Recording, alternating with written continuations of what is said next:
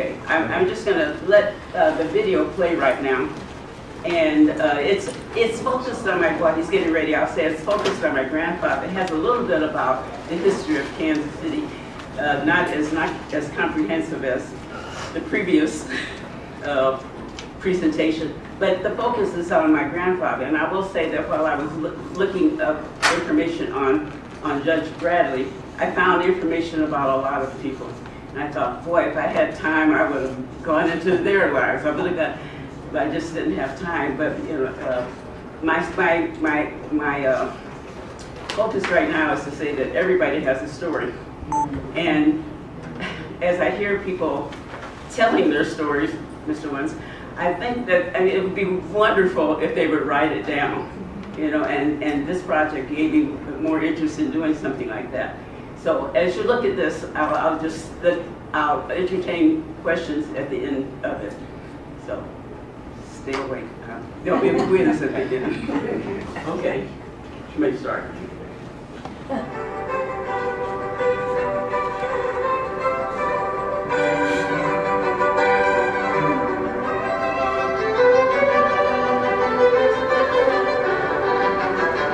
Isaac Franklin Bradley was born to enslaved parents, Isaac and Sally Davidson Bradley, at Hazelwood Hall near Cambridge in Saline County, Missouri. He was born during the midst of the Civil War on September 8, 1862, just 4 months before President Abraham Lincoln issued the Emancipation Proclamation, which was reportedly designed to abolish slavery.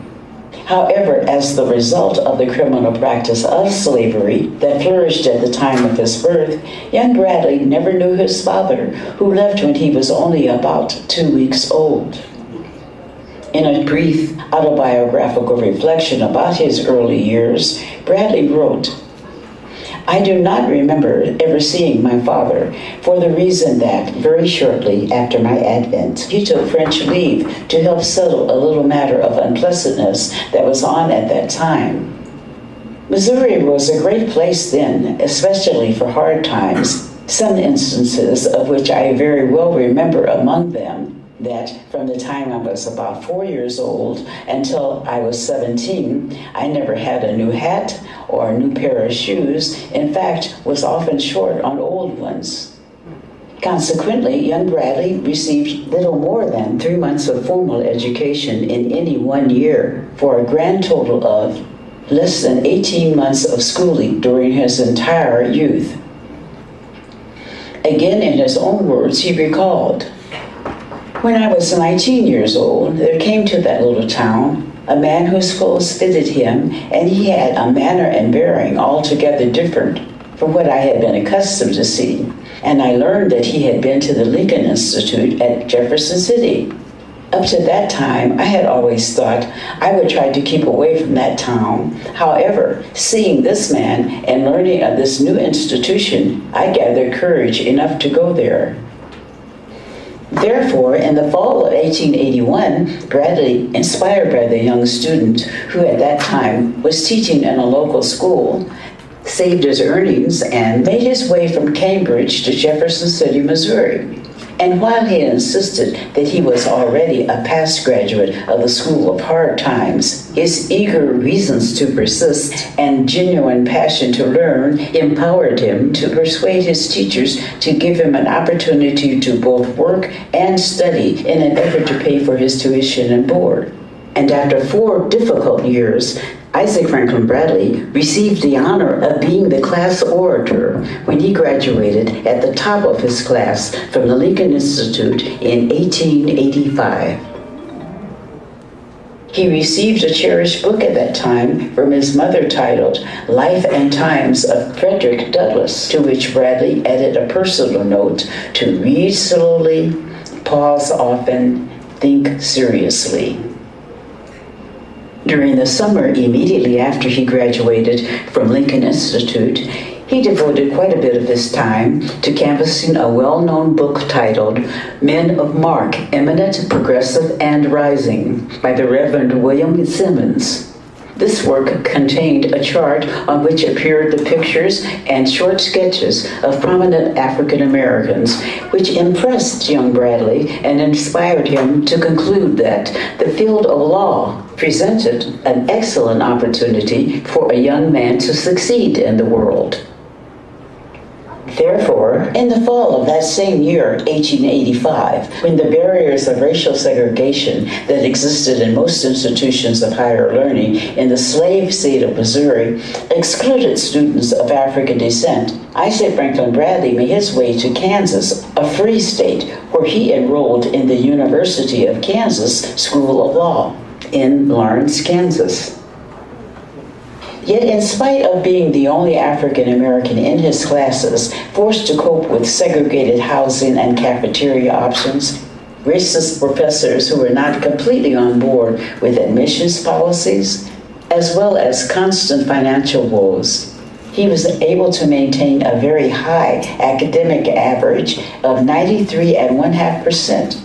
His persistence and hard work paid off. He graduated with honors and an LLB degree to become the first African American to graduate from the University of Kansas School of Law in June of 1887.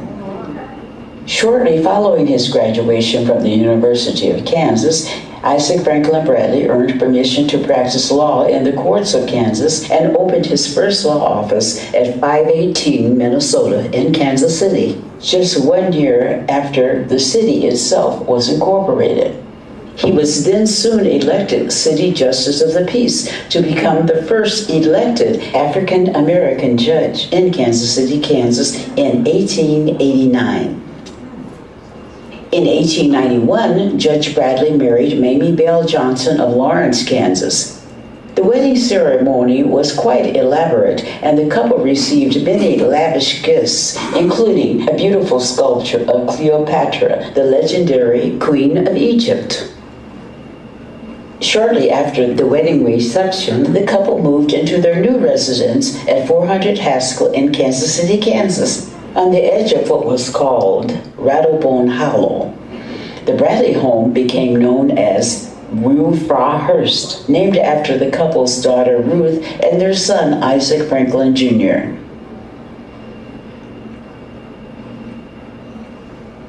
In 1894, Judge Bradley was appointed Deputy County Attorney. He served in that position until January 1895, when he assumed the title of Second Assistant to the County Attorney and later First Assistant Prosecuting Attorney in Wyandotte County. Now, although the practice of law was his profession, Judge Bradley also took an active leadership role in major civic as well as local political affairs. He was an entrepreneur who often teamed with other visionaries to implement projects that enhanced the lives of all of the citizens of Kansas City, Kansas, and especially the African American community. One of his earliest business endeavors was the establishment of the American Commercial League Coal and Grain Company.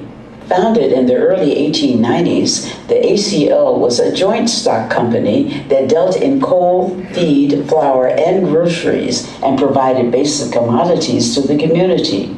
He also maintained a business front and operated several teams of well-groomed horses. Judge Bradley was an original member of the Afro-American Council, Washington, D.C. of 1898, and later served as the presidential elector for the Kansas Republican Party in 1900. He also served as legal counsel for the Masons United Brothers of Friendship, Knights of Pythias.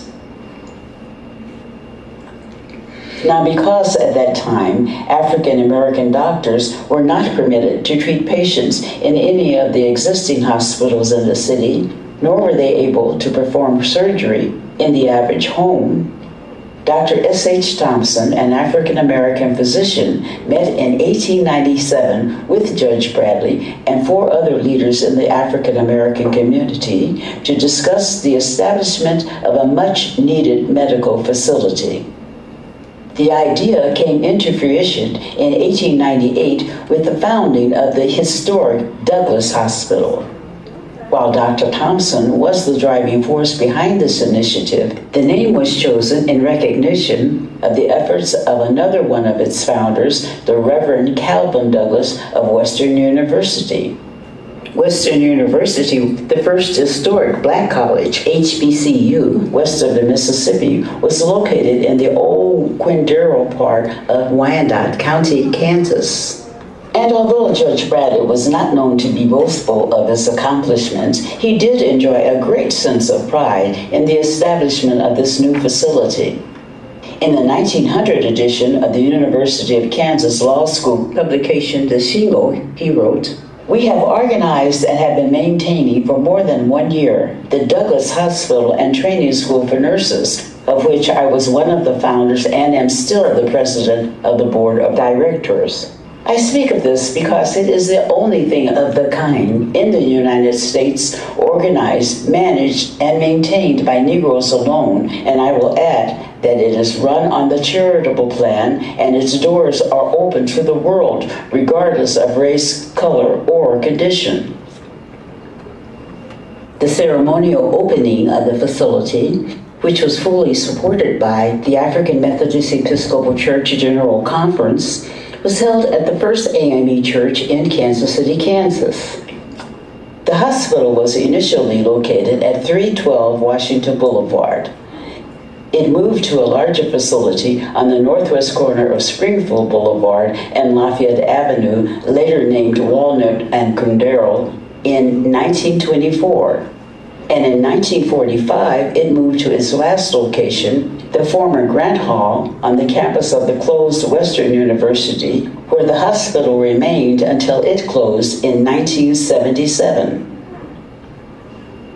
Now, in 1904, Isaac Franklin Bradley Sr. was appointed by the court to represent Louis Gregory, an African-American youth accused of murdering Roy Martin, a white student of the racially integrated Kansas City, Kansas High School. Yet in spite of a well-prepared case citing pleas not guilty and self-defense, an all-white jury found Gregory guilty of murder and sentenced him to prison. The intense racial climate that surfaced as a result of that high-profile case caused members of the white community to seek legally separate schools for the races. And although Bradley was one of the many spokesmen from the African-American community who opposed their efforts, the wishes of the majority white community prevailed when the Kansas legislature exempted Kansas City, Kansas from the state law that prohibited racial segregation in public high schools, and instead implemented the 1896 Jim Crow ruling outlined in the case of Plessy versus Ferguson that legalized the doctrine of separate but equal, and in turn ultimately allowed the Board of Education in Kansas City, Kansas to establish a segregated school for its African American students. Hence, in 1905, the name Sumner, in honor of Charles Sumner, an anti-slavery activist, was chosen for the new high school. The building was located on the northwest corner of 9th Street and Washington Boulevard until 1940, when it moved to its last location on the northwest corner of 8th Street and Oakland Avenue. In 1978, the building was renamed Sumner Academy of Arts and Science. Judge Bradley received one of his most distinctive honors, however, at the beginning of the 20th century, when fierce opposition to mass lynchings of African American men throughout the country was coupled with an overwhelming abundance of social injustice. It was then that Judge Bradley, as well as another Kansan named B.S. Smith, accepted an invitation from the noted social activist W.E.B. Du Bois to become a charter member of the Niagara Movement of 1905. The group, which gathered in Fort Erie, Ontario, Canada, near Niagara Falls, provided the groundwork for the establishment of subsequent civil rights protest organizations whose mission was to speak out publicly against racial oppression, injustice, and inequality that existed for African Americans throughout the country. and it was the direct forerunner of the National Association for the Advancement of Colored People, the NAACP. Shortly after that landmark event, Judge Bradley returned to his residence in Kansas City to resume his efforts to advocate for better living conditions for the citizens in his own community. And he was a signatory to the local Kansas City, Kansas NAACP Constitution. In 1906, when a proposal for the commission form of government for Kansas City, Kansas was introduced and only 2 cities in the Union had adopted it, Judge Bradley was appointed to the executive committee that helped to formally adopt the commission form of government for the city of Kansas City, Kansas. In 1908, he was nominated on the Independence Hearst ticket for Attorney General of Kansas, but received less than enough votes to win. Yet he continued to work in his community.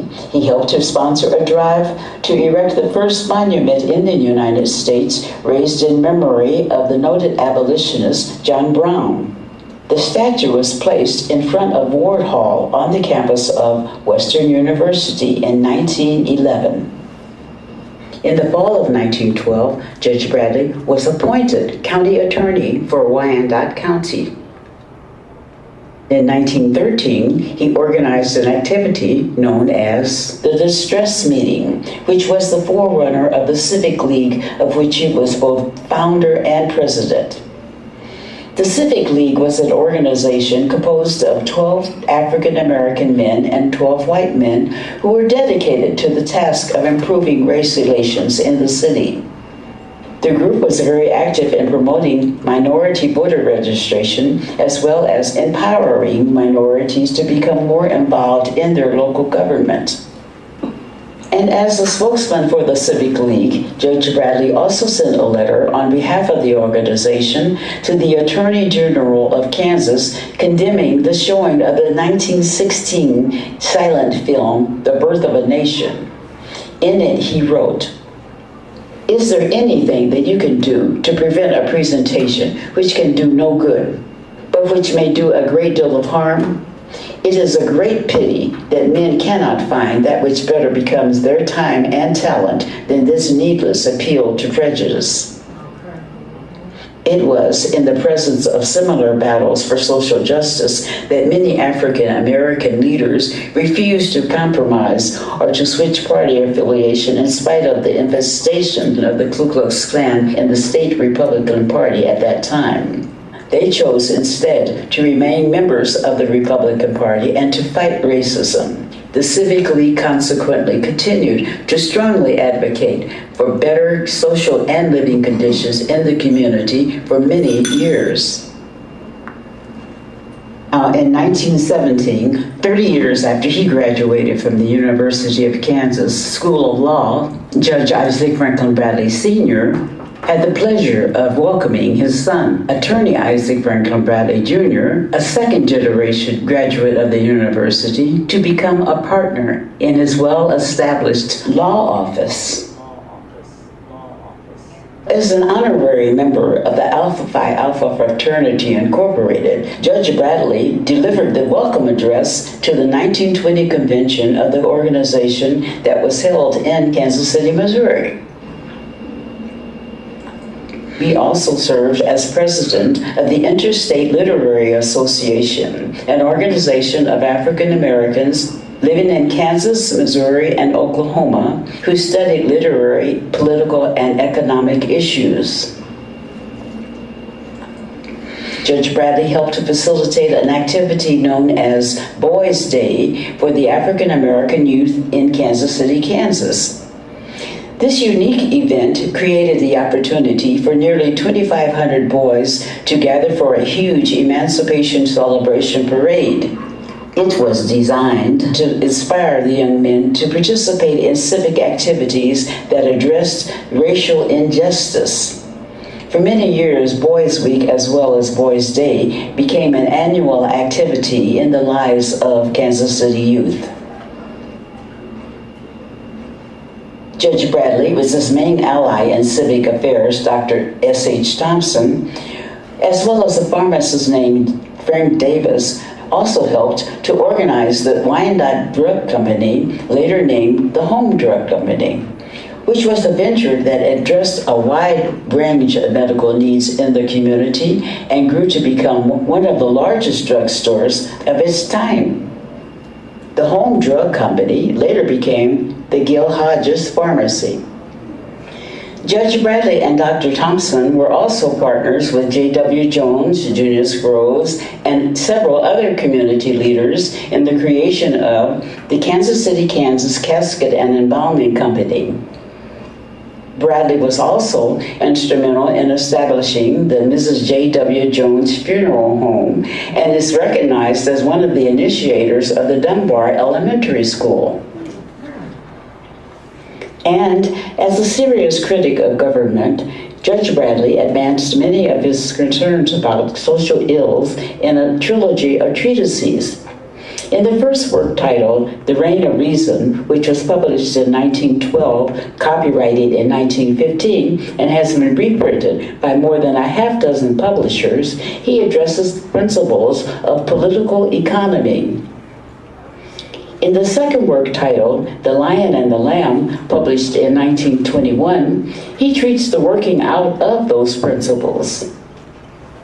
And in the third work, titled The Truth as to Social Equality, Reason and Common Sense, copyrighted in 1930, he extends his thinking on both economics and social injustice. He was also the co-founder, owner, manager, and editor of the Wyandotte Echo newspaper, a weekly publication that is still in circulation today.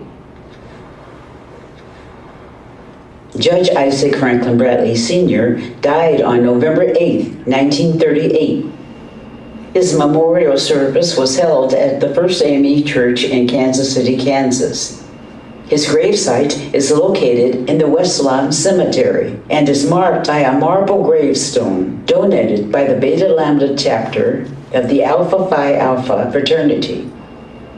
As one of the nation's pioneer African-American attorneys and fearless trial lawyers, Judge Isaac Franklin Bradley Sr. was a gentleman of scholarly attainment and an excellent interpreter of the law. He was most honorable and upright in his dealings and highly respected by both bench and bar of Wyandotte County, Kansas. He was also a gifted editor and businessman who was part of a national network of African-American leaders. Yet he devoted most of his energy to the betterment of his local community and was ready and willing at all times to espouse the cause of his race. Yes, Judge Isaac Franklin Bradley Sr., in pursuit of endless reasons to persist, leaves an incredible legacy dating back to more than 100 years ago that has helped to pave the way and set an example for many generations to continue the struggle to fight diligently for social justice. And he truly earned the right to be remembered for the empowering contributions that he made to the history of our nation, the history of the state of Kansas, and especially the history of the city of Kansas City, Kansas.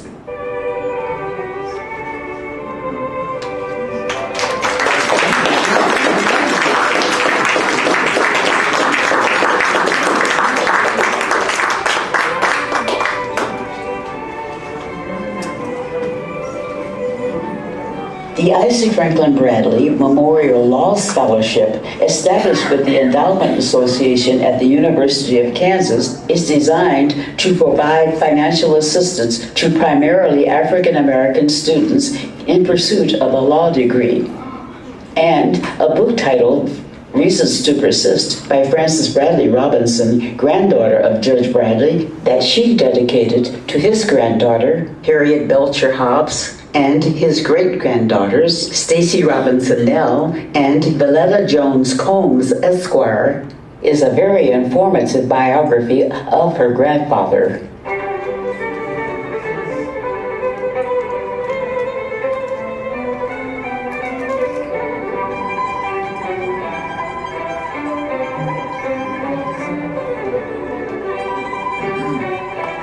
The more things change, the more we find that they remain the same.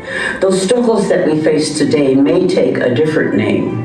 But as for social justice and equal rights, we must insist that there were, are now, and will always be reasons to persist.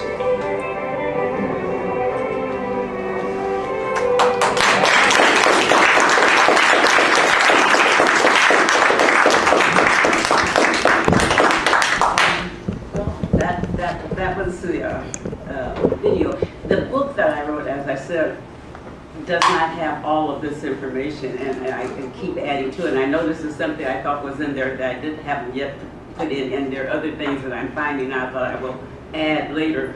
But that's to avoid having to write the book again, because once you write the book, it's there, and then if you keep adding to it, then you'd have to keep writing different, a book every time and publish a different version. So the video is the easy way to update the information. And well, like I said, I was trying to get you out in time for lunch, but if you have any questions or anything, oh yes, sir. Francis, I know I was deprived, but I didn't know which corner of my brain was deprived in. Now I know that I was deprived of all this information. I'm deprived. I'm deprived. I can't hear. I'm a child of deprivation. Oh. I'm deprived of all the information. He was a giant, really. Yeah. Got his statue right at the front on Fifth Street or somewhere in Kansas City. And also, this should be in the African American Museum in Washington, D.C. Is there any way that we can get the video to see it again? Because there was so much and it went quite fast that I would like to digest it, but yes, it was a actually, speaking of fast, I had to speak slowly because I presented one time in front of Chester. He said he had never heard me talk that fast. So I tried to speak slowly. But for people, I have a bookmark that has a QR code for the video in the book. If you when you purchase the book, when you purchase the book, there's a QR code. Yeah, I forgot to bring it. I sold out quite a few books, and I meant to bring one over to just hold it up or something. But anyway, there's a QR code the QR code is the video to this point. Where do we get this? The book, yeah, next door. Okay. Yeah, they're all next door. I don't know why I'm here without it. That makes a lot of sense. Yes, ma'am. She also has the QR code in your registration book. Oh yeah. The registration book has the ad in there that we put in there for our grandfather. And if you could, yeah, right there. And the QR code is on that. The QR, yeah, and that is just his connection with Sumner High School. It's just that tidbit about a 1 minute QR code. Yeah, thanks for reminding me. Yeah. If you have a cell phone, and this is something I just discovered. What is this? October? I just discovered this in August, so this is new to me too. But or whenever this book was due, that you can do a QR code and put the video on there. I forgot what page it's on. Oh, okay, here it is. There's this QR code is just his connection with Sumner High School, and that he was the attorney for Louis Gregory, and it just goes through the fact. Very brief. As a matter of fact, everything on there could be expanded because you could tell more about Sumner, you could tell more about his days at KU, I could tell more about the Douglas Hospital, I could tell more about him being a judge, I could tell more, but it was just, it's really focused. Okay. And so this QR code just reflects, oh, thank you, thank you.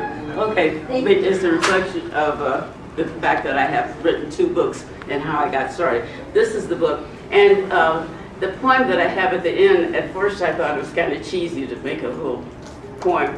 And then I thought, it really is true. The more things change, the more we find that they remain the same. The struggles that we face today may take a different name, as back in what we have, Black Lives Matter, desegregation back in Martin Luther King's day, the Niagara movement back in the early 1900s. I mean, just on and on. There's so many names. But as for social justice and equal rights, we must insist that there were, are now, and will always be reasons to persist. And that was it was kind of a cheesy, and I never really included it in anything. But I really think I kind of got used to it. But that was the reason for the name, the title. Any other? I was just curious, the S.H. Thompson, I was thinking about Saul Thompson, but I know that's not who we're talking about. No, it's it's actually his father. It's his father? Yeah, I noticed. Wow. You know, when you see it on the big screen, I see everything that's wrong, but you may hope you didn't catch everything. But anyway, I noticed, I should have said Dr. S.H. Thompson Sr. Okay. Yeah, I should have, and that'll be a correction when I get around to editing again. So I'm glad you pointed that out. And Mr. Chester always pointed out, oh, they're just things that I've added, like B.S. Smith was a part of the Niagara movement. Notice I added that. And I mean, they're just things that keep, and I'll add that. Okay. Francis, I gotta say one more thing. For your grandfather to come out of Missouri, slave state, Yes. no real education, he walks down to Lincoln, and I'm thinking, he must be brilliant to learn how to read, write, and have had the chutzpah to go to Lincoln University and come out of all of that. And he's a giant, Frank. He's an absolute giant that we have missed. He only had about 18 months of education in his entire school years, and yet he did that. And as a matter of fact, the reason I pursued this is that not because he was just my grandfather, but because of the contributions that he made to to Kansas City, Kansas, and so forth, and to inspire other. I mean, young people who go through hard times, and think that it's all over and so forth, which is, I'm going to have to jump around maybe a little bit. It gets to the point, I went to a service a couple of weeks ago, and I heard people come up and talk. I thought, they should write that down. And we don't write our history. We have an oral tradition. We know about our stories amongst ourselves and everything. But everybody in this room has a story, and that's the important thing. And the first story I wrote was about my 18-month journey. It was something, just 18 months out of 70 years, which is like a little bit. But I wrote it to. It was about. It was called From Stress to Bless. It's in the next room too, but anyway. And it was about a journey through cancer and so forth. And just that 18 months, it would inspire some people. I talked to a classmate who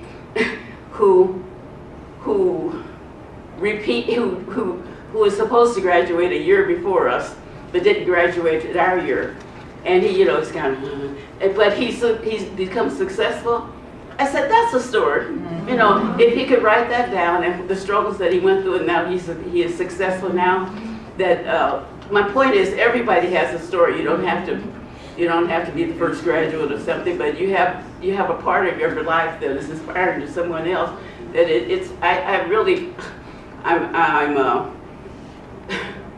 Maverick. I'm a cheerleader for people writing their own stories. Of course, I waited till I was 100 years old to You did a great job. But the idea is to inspire other people to do the same thing. I mean, not just, I don't have a life, so I had time to do it. So anyway, everybody says, I don't have time. When am I going to have time? You find the time, and you don't do it overnight. No, and the first book I wrote was about my journey with cancer and so forth. Well, it took 3 years to write it, but it took maybe a piece of paper. I write something, put it down, put another piece of paper, and finally collect all those papers. And it took 3 years. The second book, I did it rather quickly, and that's this book. And maybe I should have waited 4 years until I found all the other information. And so a third book, that I'm not ready for that. That's the video now.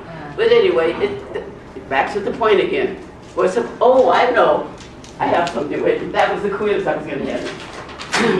I have to read it. Okay, here's the quiz. Often quoted by my brother-in-law, Roy Robinson, and others. Oh my goodness. Okay, and the quiz is, okay, Mr. Roy, you have to say it because I want to get it straight. Okay, okay. I guess I didn't write it down.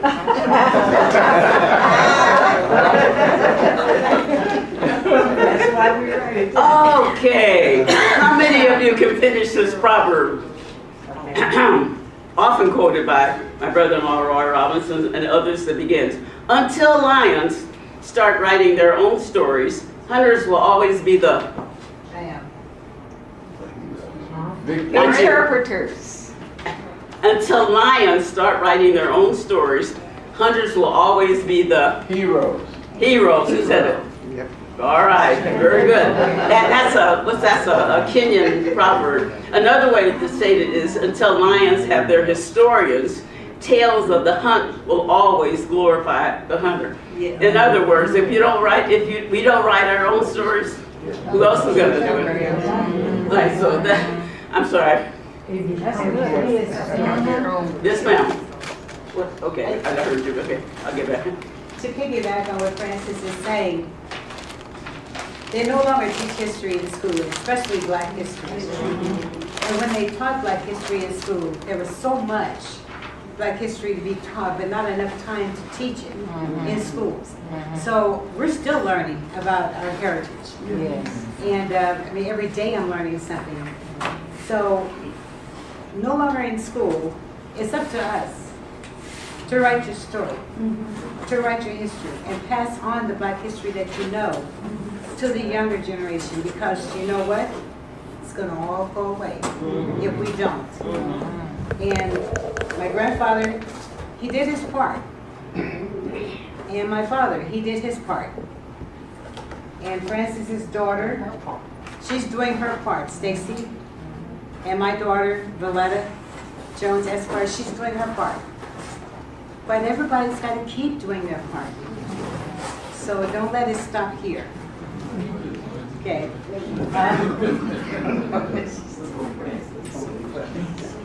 Okay, I didn't know what the arrangement would be in the room. I was supposed to have that.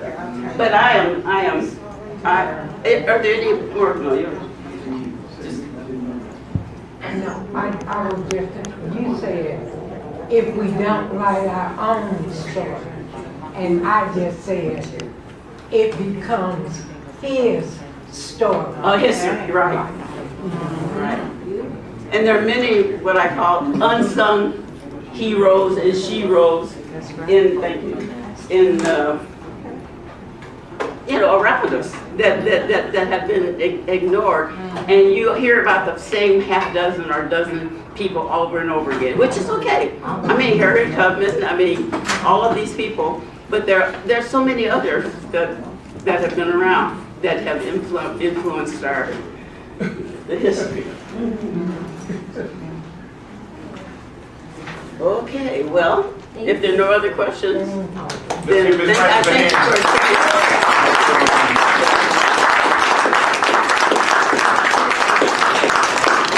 Thank you, Ms. Francis. Couple quick announcements. Support your vendors next door, please. Support your vendors next door. They'll be here throughout the day. The next workshop will be at 2 o'clock. Mr. Leon Brady's store will be here in this room at 2 p.m. And then we will have there'll be a break, and we'll start the pictures at 4:30. It was announced 4:45, but we're saying 4:30 to get there early.